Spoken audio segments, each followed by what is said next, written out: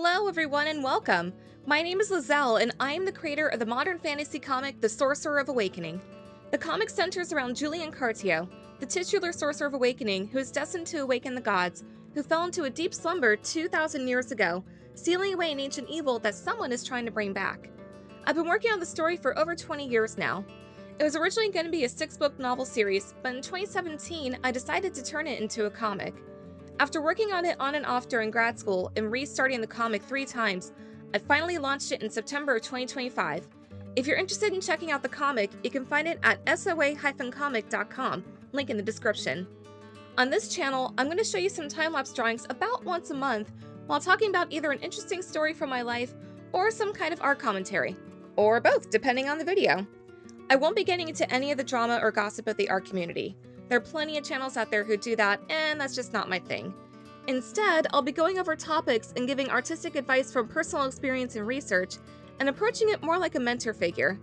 I'm an older millennial who's been in the art field in one form or another for most of my adult life, and you'll get a good mix of advice and humor from some of my, embarrassing moments. I hope you all stick around for future videos. I've had some video ideas brewing in my head for a while, and I fussed over which one was going to be a good first video for the channel. Considering it's January and we're all on our New Year's resolutions, I thought, new year, new you, new good habits. Let's talk about burnout as an artist. More specifically, how to avoid burnout as an artist and what to do if you experience burnout. These are some tips and tricks I've developed over the years after focusing more on my personal well-being. Just so you all know where I'm coming from, I have a full-time job and go out most nights of the week either to the gym, hanging out with friends, or spending time with my mom, and drawing a webcomic and maintaining the site and socials for it. So where do I fit in a break? How can I do all that and still function during the day? Let's get into it. So, before we get started on today's topic, let me tell you what I'm currently drawing.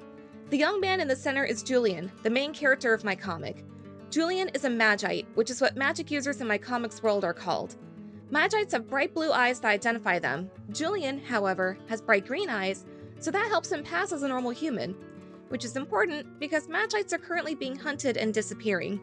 Magites are also barred from joining the military, which is what Julian has set off to do at the beginning of the story. Who's the dark ominous figure in the background? Keep reading the comic and you'll soon find out. Now that the introduction is out of the way, let's get into talking about avoiding burnout. Tip number 1. Develop a healthy work-life balance. If you're like me and working full-time while also juggling other responsibilities, it may seem daunting to even think about your artwork. I don't know about you, but if I'm doing too much and get exhausted, I can't work on anything creative until I reset my brain. Art is my passion. I'm happiest when the creative juices are flowing and I can put pencil to paper or stylus to screen. In order to keep those creative juices flowing, I need to be in my best mental and physical state. How do I achieve that when I have so much going on?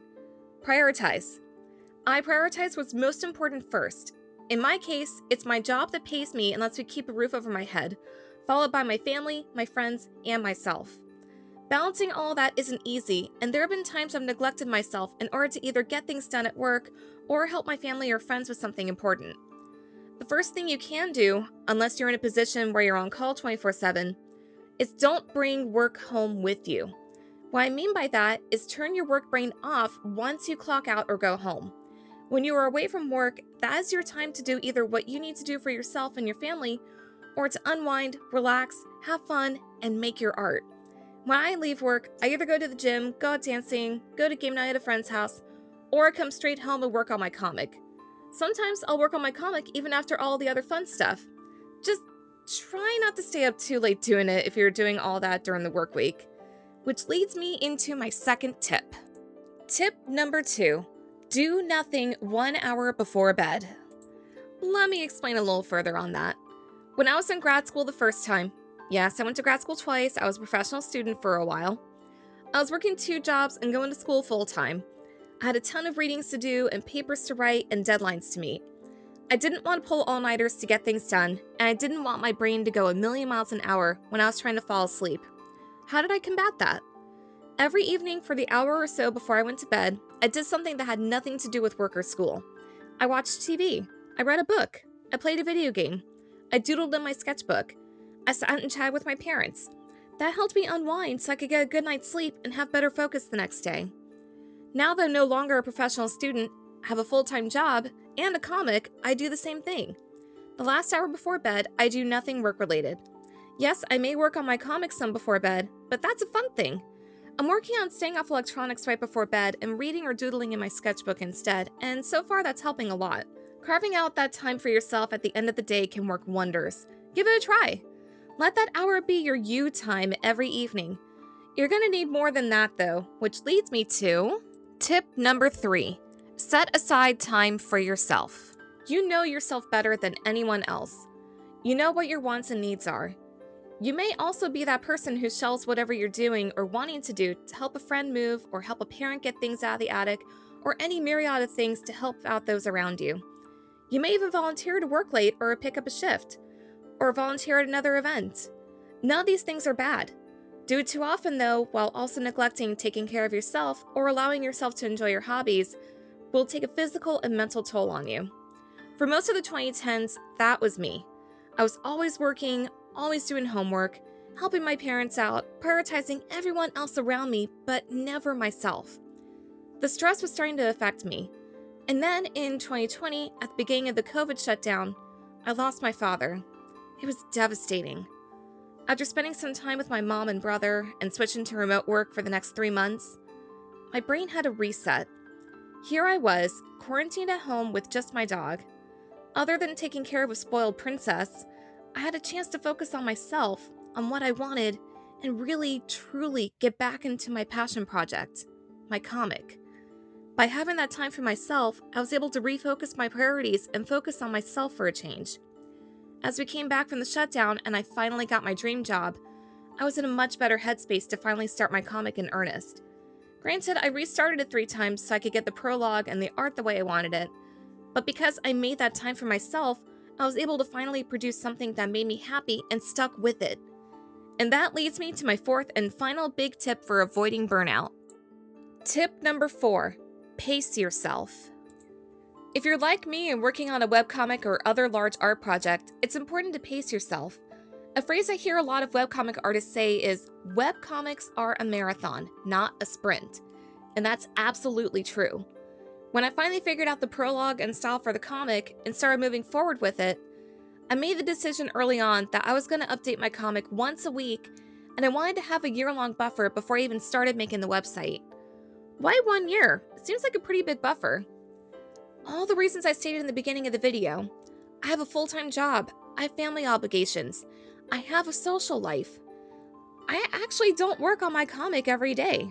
If I'm not feeling the creative juices that day, or I had a long day at work, I don't work on my comic. It usually takes me about a week to complete 1 page. One day I'll thumbnail in pencil, I'll ink and add flats another day, then dedicate an evening to backgrounds, and then a day or 2 on rendering the characters and adding the finishing touches. By breaking everything up into steps and spreading it out over multiple days, I'm able to take my time with each step. Walking away from that page for a day and coming back to it also helps me notice mistakes I made that I can go back and correct early on. And having that year-long buffer allows me to take my time and enjoy the process. If I'm bogged down with deadlines, I'm going to end up rushing and producing something that I'm not going to be happy with. That longer buffer is also helpful for things like taking care of myself if I get sick, taking a vacation, working on other projects or fun things I want to do. It helps me prevent the dreaded B word, burnout. However, we all know it's going to happen. It's happened in the past, it'll happen again in the future. You burn the candle at both ends and you're so burnt out, so mentally and physically exhausted that you can't work on anything. You're like, Lizelle, I can't draw, I can't paint, I can't create anything. My cup is empty and my creativity is spent. How do I get that back quickly? Don't despair. Take the advice I gave earlier in the video to reset your work-life balance and carve out some time for yourself. What you do in your you time is important to combat burnout. Follow these 3 tips and you'll be back to creating in no time. Recovery tip 1, pamper yourself. Ever been to a spa? Ever wanted to just put cucumbers on your eyes and a mud mask on your face and soak your poor, aching feet in a hot bath? Do it. Can't afford to go to a spa? No worries. You can pamper yourself in the comfort of your own home. Take a hot bath at home. Boil some water and let the steam relax you and open your pores. Lie on your back, close your eyes, listen to some music, and focus on breathing. Indulge yourself with an at-home movie night. Read that novel you've had on your shelf for forever that you've been meaning to read. Catch up on a fun, relaxing hobby. All things that cost little to nothing. Most importantly, remind yourself that it's okay to pamper yourself. No matter what's going on in your life, it's important to take care of yourself. Reducing stress is great for your mental and your physical health. What I do is one evening each week, I give myself an at-home spa treatment with a longer shower, deep conditioner in my hair, exfoliating mask, then lie down on my bed, listen to relaxing music, close my eyes, and let myself just rest, relax, recharge.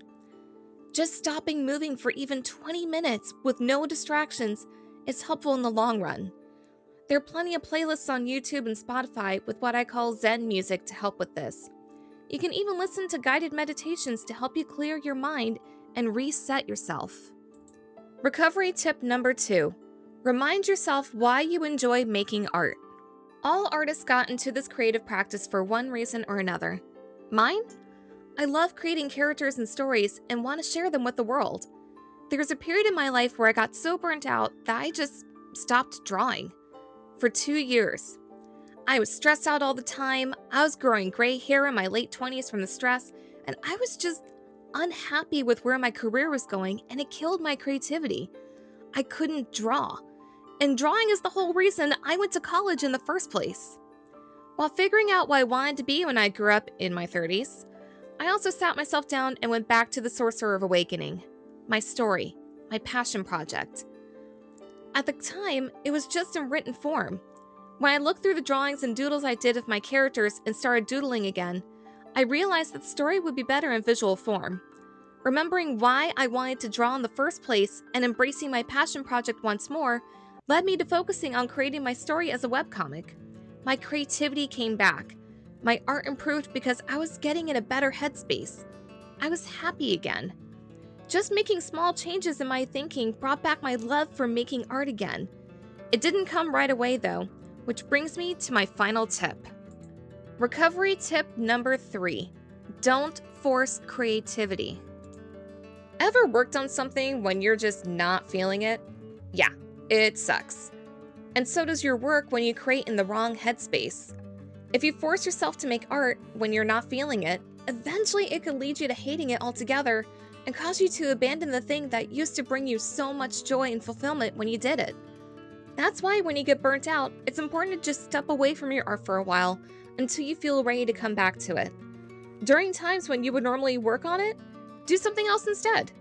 Watch a movie or a TV show, even if it's one that you've watched a million times. Do some kind of physical activity if you're physically able. Play a video game, read a book, leave your house and do something new or something familiar that brings you joy. When you're ready to come back to your creative outlet, it'll be because you want to come back to it and not because you're forcing yourself. And that's the end of the video. I hope these tips are helpful for you. I'll be posting more videos like this in the future, so if you liked what you saw, please like and subscribe to be notified of future videos. Have any additional tips and tricks for avoiding or recovering from burnout? Post your tips in the comments below. Thank you all so much for joining me, and I'll see you in the next video. Take care!